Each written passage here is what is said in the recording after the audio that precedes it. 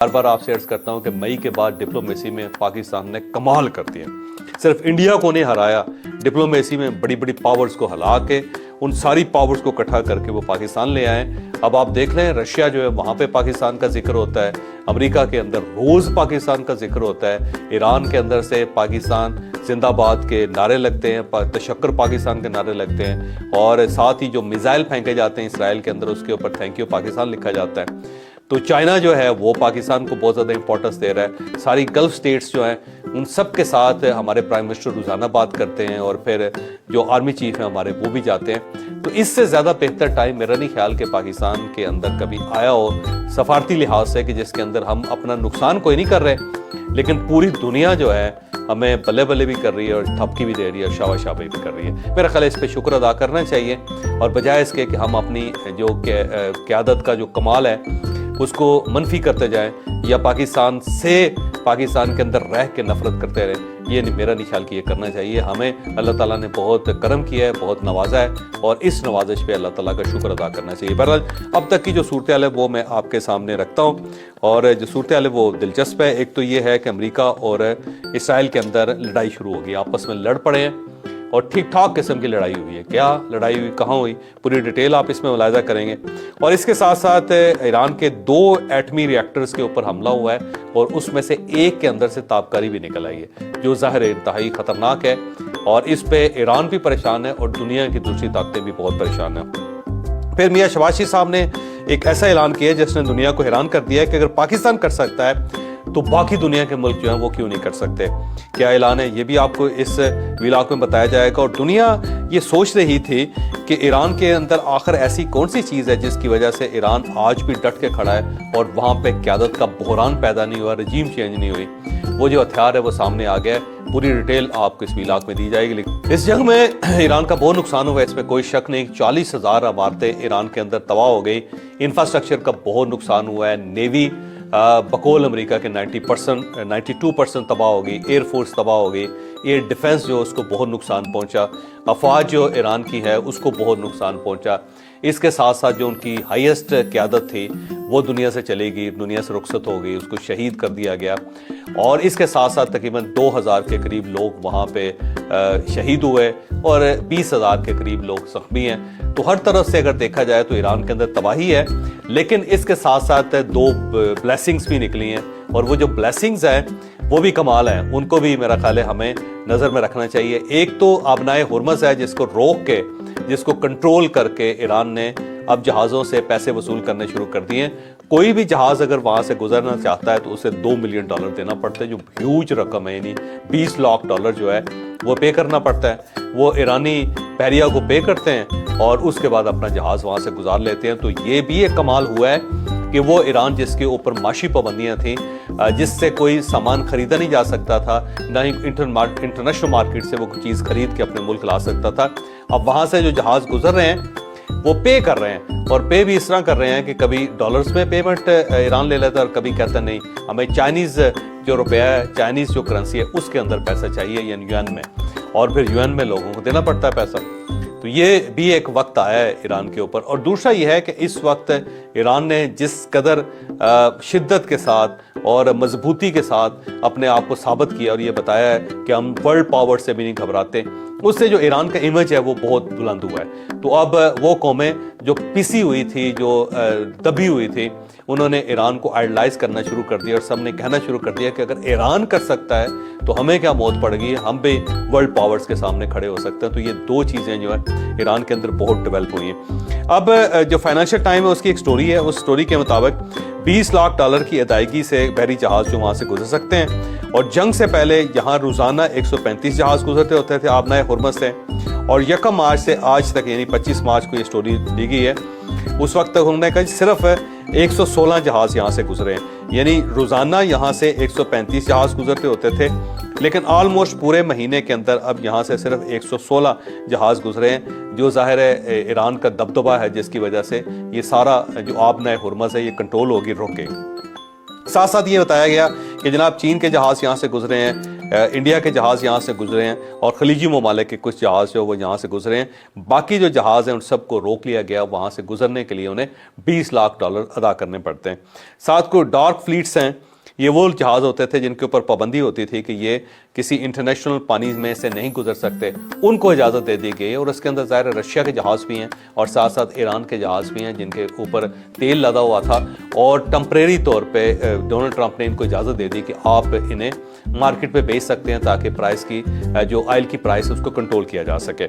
تو جو dark flats ہیں ان کو انہوں نے کہا جی کہ یہ بھی اجازت ہے یہاں سے گزرنے کی.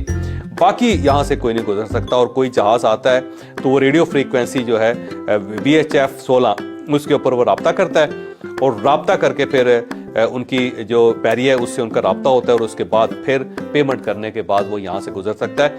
ایک اور جو فائنینشیل ٹائم نے بڑی دلچسپ بات کی, اس نے کہا کہ یہاں سے جو جہاز گزرتا ہے اس کے اوپر پاکستانی پرچم ہونا ضروری ہے, پاکستان کا جھنڈا ہونا ضروری ہے. اس کو ایران جو ہے انٹرسیپٹ نہیں کرتا, ایران نہیں روکتا.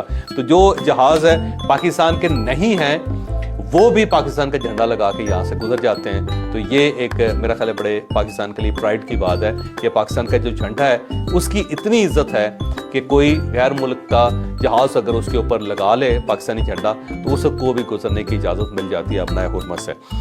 اس کے ساتھ ساتھ انڈیا سے خبر آئی ہے کہ اس نے $25 بلین کے دفاعی سودے کر لیے. اس کی باقاعدہ منظوری اس کی پارلیمنٹ نے دے دی ہے. اس کے اندر S-400 ہے جو رشیا سے لیا جائے گا. پھر اس کے ساتھ ساتھ جہاز ہیں Su-30 وہ رشیا سے خریدے جائیں گے. اور اس کے ساتھ ساتھ ایئر ڈیفنس ٹریکر سسٹم ہے. پھر آرمر ہیرسنگ یہ میرا پیرسنگ ٹینک ہے یہ خریدا جائے گا. پھر ہائی کیپیسٹی ریڈیو ریلے ہے یہ خریدا جائے گا اس سے. پھر دھنوش گن سسٹم ہے وہ خریدا جائے گا.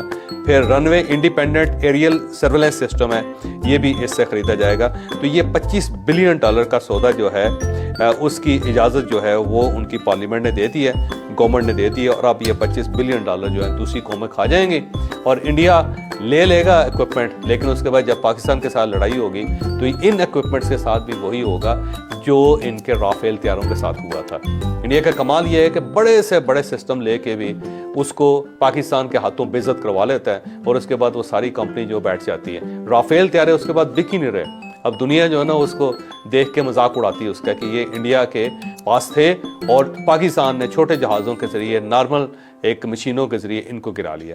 تو یہ انڈیا کا کمال ہے. میرا خیال ہے $25 بلین جو اس نے رشیا کو دینا ہے یا کسی اور انٹرنیشنل کمپنی کو دینا ہے, اس میں سے آدھے پیسے وہ اگر پاکستان کو دے دے تو پاکستان انڈیا کی حفاظت کرتا رہتا ہے. ہمیں بالکل بلکہ ہمیں پیمنٹ کر کے یہ ایک فیصلہ کروا لے ہم سے کہ جناب آپ ہماری حفاظت کیا کریں گے تو ہم چاروں سائڈوں سے انڈیا کی حفاظت کر لیں گے. آدھے پیسوں میں $12.5 بلین دے دے پاکستان کو, اور اس کے بعد دیکھیں ہم آپ کی حفاظت کرتے ہیں جناب مودی صاحب. اس کے ساتھ ساتھ جناب اسرائیل کے شہر ہرتلیسیا ہے اس کے اندر میزائل اٹیک ہوا ہے, اور اس میزائل حملے سے جو وہاں پہ ہوٹلز ہیں وہ بڑے پیمانے پہ تباہ ہوئے ہیں. یہ جو ہرتلیسیا ہے یہ ایک ایسا علاقہ ہے جس کے اندر ہوٹلز ہیں اور بڑے 5 سٹار اور 6 سٹار ہوٹلز ہیں, اور وہاں پہ اس کے ساتھ ساتھ بارز ہیں, ریسٹورنٹس ہیں. یہ بیسیکلی تفریح کا علاقہ ہے. اس کے اوپر جب میزائل اٹیک ہوا تو ہوٹلز بڑے بری طرح ڈیمیج ہوئے, بارز ڈیمیج ہوئے, کافی شاپس ڈیمیج ہوئی, ڈسکوز ڈیمیج ہوئے. تو یہ ایک تفریح مقام جو تقریباً اجڑ گیا صرف ایک حملے کے بعد.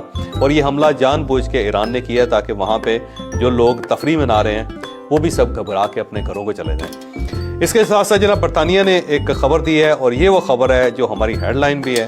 اور برطانیہ کا میڈیا یہ کہتا ہے کہ JD وینس اور نیتن یاہو کے درمیان ٹھیک ٹھاک قسم کی لڑائی ہوئی ہے, اور یہ لڑائی ٹیلی فونک ہوئی ہے اور سوموار کے دن ہوئی ہے.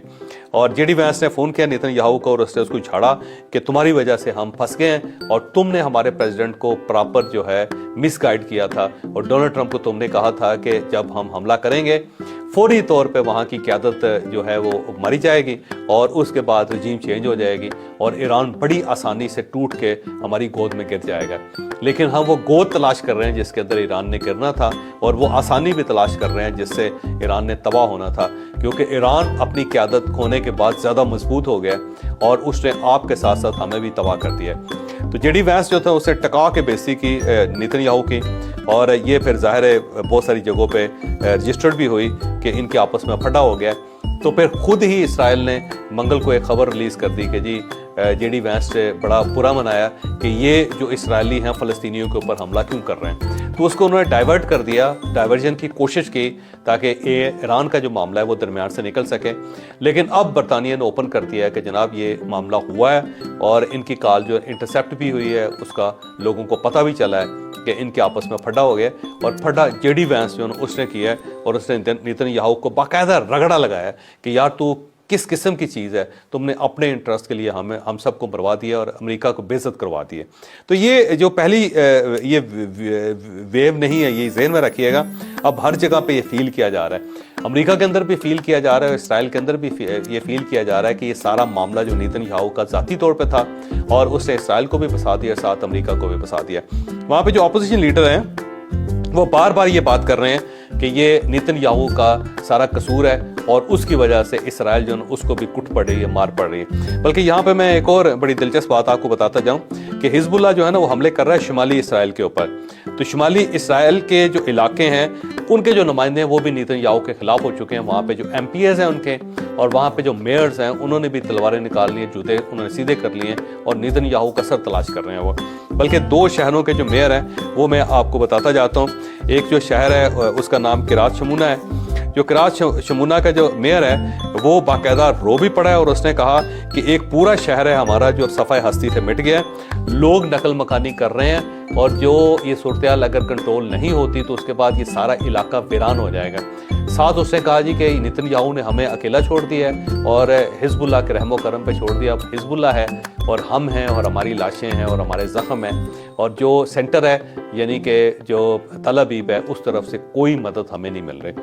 اس کے ساتھ ساتھ ایک دوسرا میئر ہے وہ بھی شمالی اسرائیل کا ہے، اور اس نے بھی رونا شروع کر دیا ہے، اور اس نے کہا جی اقدامات جو ہیں سینٹر سے ناکافی ہیں اور ہر چیز جو ہے یہاں پہ تباہ ہو چکی ہے، اور اس کے ساتھ اس تباہی کے باوجود بھی ہمیں دنیا کا کوئی ملک سیکیورٹی نہیں دے رہا، اور ہماری جو سیکیورٹی ہے وہ اس وقت لیبنان کے حوالے، لیبنان ہی ہمارے ساتھ جو سلوک کرے گا وہ سلوک کرے گا. تو جناب یہ صورتحال ہے اسرائیل کے اندر، اور ہمیں یہ ماننا پڑے گا کہ یہ نیتن یاہو جو ہے اس نے برباد کروا دیا اپنا ملک بھی اور ساتھ امریکہ کو بھی پھنسا دیا جس کو کہتے ہیں. اور نیتن یاہو ظاہر اس کے خلاف کیسز ہیں، اب اس کا ٹنیور بھی ختم ہونے لگا ہے، تو اس نے جنگ چھیڑ کے اپنے آپ کو ہیرو بنانے کی کوشش کی ہے تاکہ اس کے جو مقدمے ہیں اس کو وائنڈ اپ کر دیا جائے. لیکن ظاہر ہے اپنے سکن بچاتے بچاتے اس نے پورا ملک بلکہ پورا خطہ بلکہ پوری دنیا جو ہے اس کو خطرے میں ڈال دیا. تو آنے والے دنوں میں اگر یہ صورتحال کنٹرول نہیں ہوتی تو امریکہ نے لتر مارنے شروع کر دیں نیتن یاہو کو، اور وہ ویسے اس کا حقدار بھی ہے، اس کے ساتھ یہ سلوک ہونا بھی چاہیے. آگے چلتے ہیں جناب. ایران کی 2 جوہری تنصیبات ہیں جس کے اوپر اٹیک ہوا ہے، اور یہ اسرائیل نے اٹیک کیا ہے، اور ساتھ ہی اسرائیل یہ کہہ رہا ہے جی کہ ہمیں امریکہ کی مدد بھی حاصل تھی، تو اس نے امریکہ کو بھی اپنے ساتھ کلب کر لیا ہے، اس نے اس کو جوڑ لیا ہے کہ جناب وہ ہماری مدد کر رہا ہے، اس وجہ سے ہم یہ حملے کر رہے ہیں. 2 ان کی نیوکلیئر سائٹس تھیں، اور یہ جو نیوکلیئر سائٹس ہیں یہ سیولین نیوکلیئر سائٹس ہیں.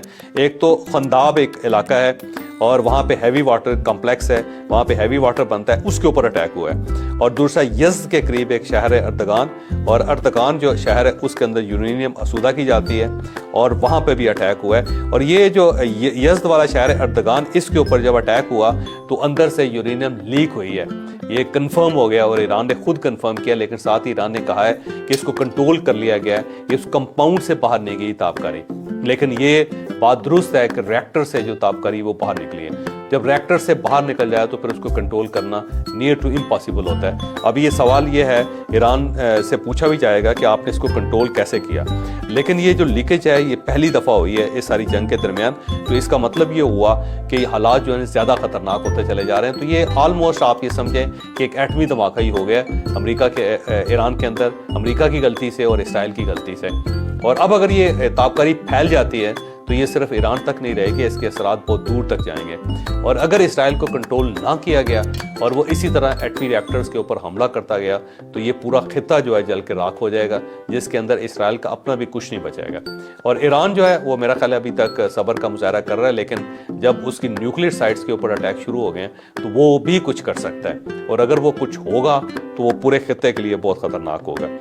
اس کے ساتھ ساتھ G7 کے جو قیادت ہے اس کی میٹنگ ہوئی ہے، اور اس میں 2 نقطوں پہ بات ہوئی. ایک تو انہوں نے کہا کہ جو شہری علاقے ہیں اس کے اوپر حملے روکنے ہوں گے اور تمام فریقین کو حملے روکنے ہوں گے. ساتھ ہی اس نے کہا ان 7 ملکوں نے کہا کہ آبنائے ہرمز جو ہے اس کو فوری طور پہ بحال کیا جائے. تو اب اور ساتھ ہی انہوں نے کہا جی مشترکہ کوشش کریں گے کہ آبنائے ہرمز کو بحال کیا جائے. تو اس کا مطلب امریکہ نے کنونس کر لیا ہے کہ جب تک ہم اکٹھے نہیں ہوں گے اس وقت تک یہ ہرمز کا ایشو جو ہے نا حل نہیں ہوگا. تو مجھے لگتا ہے کہ یہ جو ہیٹ ہے وہ آنے والے دنوں میں بڑھتی چلی جائے گی. بہرحال آگے دیکھتے ہیں کیا اس کا نکلتا ہے, نتیجہ کیا نکلتا ہے. لیکن بہرحال G7 کنٹریز کا اکٹھا ہونا اور پھر اس کا اس ٹائپ کی بات کرنا کہ جناب آبنائے ہرمز کو کھلنا چاہیے اور ہم سب مل کے مشترکہ کوشش کرتے ہیں. اور ساتھ ہی انہوں نے کہا جی شہری تنصیبات کے اوپر حملے نہیں ہونے چاہیے. میرا خیال ہے انہیں اسرائیل کو روکنا چاہیے. اسرائیل اگر رک جائے گا تو ایران بھی رک جائے گا, لیکن اگر اسرائیل حملہ کرتا رہے گا تو ایران کبھی بھی نہیں رکے گا. اس کے ساتھ ساتھ جناب ایک بہت بڑا سوال پیدا ہوتا تھا. وہ سوال یہ تھا کہ آیت اللہ خامنائی کی شہادت کے بعد تو ایران کو مکمل طور پہ تباہ ہو جانا چاہیے تھا, وہاں پہ رجیم بدل جانی چاہیے تھی. لیکن آخر کون سی ایسی طاقت ہے کہ جس نے ایران کو پہلے سے زیادہ مضبوط کر دیا ہے. تو اب اس کے اوپر جب ریسرچ کی گئی ہے تو پتہ ہی چلا کہ 4 وجوہات ہیں. ایک تو یہ ہے کہ یہ قوم پرست لوگ ہیں, یہ جب ان کے اوپر وقت آتا ہے تو قوم اکٹھی ہو جاتی ہے اور ان کے اندر قوم پرستی ابھرتی ہے. دوسرا مزاحمت جو ہے یہ ان کے بلڈ کا حصہ ہے. تیسرا بقا کی لڑائی جو ہے ایران لڑ رہا ہے, اور جب بقا کی لڑائی ہو جاتی ہے تو ذاتی اختلافات ختم ہو جاتے ہیں, سارے لوگ مل جاتے ہیں. اور چوتھا یہ ہے کہ ان کے اندر ذوق شہادت ہے, یہ لوگ شہید کی زندگی پانا چاہتے ہیں. تو جب لوگ شہید کی زندگی پانا چاہیں تو وہ بے خوف ہو جاتے ہیں. تو اس وقت ایران بے خوف ہے, پوری جو عوام ہے وہ بھی اور پوری قیادت بھی بے خوف ہے. اور ساتھ ساتھ یہ بتایا گیا کہ آیت اللہ علی خامنائی صاحب جو تھے انہوں نے اپنے زمانے میں ہی چیزوں کو ڈی سینٹرلائز کر دیا تھا, انہوں نے پوری قوم کے حوالے کر دیا تھا اور انہوں نے شخصیات کے بجائے اداروں کے اوپر توجہ دی. یعنی ادارہ اگر ہے تو وہ نئی شخصیات کریٹ کر لے گا. وہاں پہ شخصیات کا اتنا عمل دخل نہیں جتنا ادارہ کا عمل دخل ہے. جتنا پاسداران کا عمل دخل ہے اتنا ان کے کمانڈر کا عمل دخل نہیں. کمانڈر چلا بھی جائے تب بھی پاسداران کا ادارہ چلتا رہے گا. تو ادارے جو ہیں انہوں نے اس ملک کو بچا کے رکھا ہوا ہے. اس کے مقابلے میں اگر ہم لیبیا کی مثال دیں تو کرنل قذافی ایک شخصیت تھا, اس کے بعد سارا ملک کلیپس کر گیا. اور اس کے ساتھ ساتھ صدام حسین ایک شخصیت تھا, جب وہ چلا گیا تو پھر عراق تباہ ہو گیا. لیکن اس کے مقابلے میں ایران کے اندر شخصیات اتنی امپورٹنٹ نہیں جتنے ادارے امپورٹنٹ ہیں, اور اس کا فائدہ ایران کو ہوا ہے کیونکہ انہوں نے اپنے اداروں کو بچا کے رکھا ہے. تو یہ ایک وجہ ہے جس کی وجہ سے ایران آج بھی سروائیو کر رہا ہے. یہ ایک راز تھا جو میرا خیال ہے ریسرچ کے بعد سامنے آ گیا. اس کے ساتھ ساتھ جناب جو ہرمز ہے ایک یہ بیسیکلی آئی لینڈ بھی ہے اور یہ آبنائے بھی ہے, اور وہاں پہ ایک آئی لینڈ بھی ہے. اس کے لوگوں نے ہیومن چین بنائی ہے, ایک دوسرے کا ہاتھ پکڑ کے وہ سامنے کھڑے ہوئے ہیں. تصویر ان کی پوری دنیا میں گئی ہے اور وہ ایک میسج دینا چاہ رہے ہیں کہ امریکہ 82 جو اس کا ایئر بورن ڈویژن ہے اس کے ذریعے یہاں پہ حملہ کرنا چاہتا ہے. اور امریکہ کے پاس B-52 ہیں, پھر اس نے 2000 جو اس نے اپنے سولجرز ایئر بورن سولجر جو ہیں وہ یہاں پہ اپوائنٹ کر دیے ہیں, تعینات کر دیے ہیں. اور یہ جو ہے نا ان کے مقابلے کے لیے انہوں نے کہا جی کہ ہم نہتے لوگ یہاں پہ کھڑے ہیں تو ہمیں بچایا جائے. تو ایک بڑا اچھا میسج گیا ہے کہ ہیومن چین وہاں پہ بنی ہے. اس کے ساتھ ساتھ جناب ایران نے اپنی 84th لہر شروع کر دی ہے اور اس کے اندر حملہ کر رہے ہیں جو USA کے بیسز ہیں سعودی عرب کے اندر. سعودی عرب کے اندر ری فیولنگ بیسز ہیں اور یہ پرنس سلطان ایئر بیس کے اوپر ہیں. تو وہاں پہ یہ اٹیک کیا گیا ہے اور اس کے ساتھ ساتھ جو اس کے کی ہب ہے وہ ایئر سپیس اور ایئر جو بیسز ہیں وہ ہیں. تو اس کے اوپر جناب حملے جو ہیں اس وقت 84th جو ان کی لہر ہے وہ اسٹارٹ ہو گئی. اس کے ساتھ ساتھ جناب میاں شہباز شریف صاحب جو ہیں انہوں نے آج تقریر کی پرائم منسٹر نے, اور اس کے اندر انہوں نے اعلان کیا کہ ہم پیٹرول کی قیمت نہیں بڑھا رہے. انہوں نے کہا جی ہمیں جو پیٹرول کی قیمتیں بڑھانے کا کہا گیا تھا, ایک جو پیٹرول ہے اس کے اندر 95 روپے اضافہ اور ڈیزل جو ہے اس کے اندر 302 روپے کا اضافہ میں نے مسترد کر دیا ہے. ہم 125 ارب روپیہ جو ہے نا اس کا بوجھ برداشت کرے گی گورنمنٹ. اور یہ میرا خیال ہے فیصلہ گورنمنٹ نے بڑا اچھا کیا ہے کیونکہ انڈیا کے اندر بڑی بری صورتحال ہے, تھائی لینڈ کے اندر بڑی صورتحال ہے, جنوبی کوریا کے اندر بڑی بری صورتحال ہے, اور آہستہ آہستہ جو پیٹرول کی قیمتیں بڑھتی چلی جا رہی ہیں. لیکن پاکستان نے جب یہ اعلان کیا تو واقعی دنیا کو بڑی حیرت ہوئی کہ اس سینیریو کے اندر بھی جب ان کے پاس پیٹرول نہیں ہے, تیل نہیں ہے, لیکن پاکستان اگر پرائس نہیں بڑھا رہا تو یہ واقعی بڑی بات ہے. میرا خیال ہے گورنمنٹ کا یہ جو جیسچر ہے اس کی ہمیں تعریف کرنی چاہیے، کیونکہ پیٹرول واقعی نہیں مل رہا، آئل واقعی ایک بڑا کرائسس ہے، اور اس کرائسس کے باوجود بھی اگر تیل کی قیمت نہیں بڑھتی پاکستان میں تو یہ بہت اچھی بات ہے، اور اس اسپرٹ کے ساتھ ہی ہمیں آگے بڑھنا چاہیے۔ اس کے ساتھ ساتھ جناب ایران کہ ہماری جنگ نہیں ہے، یہ پہلے جرمن کہتا تھا، آج سے فرانس نے بھی کہنا شروع کر دیا ہے، اور اس نے کہا جی ہماری بالکل جنگ نہیں ہے، اور اس جنگ میں اب ہم نے نہیں داخل ہونا۔ تو اب یورپ کے بڑے ملک جو ہیں وہ ایران کو اپنی جنگ کہہ رہے ہیں کہ ہماری جنگ نہیں ہے، تو اب وہ ڈٹتے چلے جا رہے ہیں، جس کا ظاہر ہے امریکہ کو نقصان ہوتا چلا جا رہا ہے۔ اس کے ساتھ ساتھ کل بھی ڈونلڈ ٹرمپ نے کہا تھا، اور آج بھی ان کے جو وزیر جنگ ہیں انہوں نے یہی کہا تھا کہ جناب اگر ایران آپ کی جنگ نہیں ہے تو یوکرین ہماری جنگ نہیں ہے، تو پھر امریکہ سے قربانیاں کیوں مانگتے رہے ہیں؟ اور ہمیں بڑا افسوس ہوا ہے کہ جناب یہ آپ ہم سے قربانیاں مانگ رہے تھے اور ہم آپ کے لیے قربانیاں دے رہے تھے۔ ڈونلڈ ٹرمپ کی آخری خبر ہے، انہوں نے کہا جی ایران کو مجھے جنگ بندی کے لیے قائل کرنا پڑے گا کہ میں جنگ بندی جاری رکھوں، تو ایران مجھے آ کے قائل کرے کہ کیوں جنگ بندی میں کروں۔ ڈونلڈ ٹرمپ ہے ویسے مزے کا آدمی، اس کے بیانات ہی بڑے مزیدار ہوتے ہیں۔ بھائی قائل آپ نے خود کو کرنا ہے، ایران نے آپ کو قائل نہیں کرنا، لیکن وہ کہتا ہے جی ایران کی ذمہ داری ہے کہ مجھے آ کے قائل کرے۔ ساتھ وہ کہہ رہے ہیں کہ مجھے کوئی فکر نہیں ہے ڈیل ہوتی ہے یا نہیں ہوتی، میں ڈٹا ہوا ہوں، اور جب میرا دل کرے گا میں ایران کے اوپر دوبارہ حملہ کروں گا۔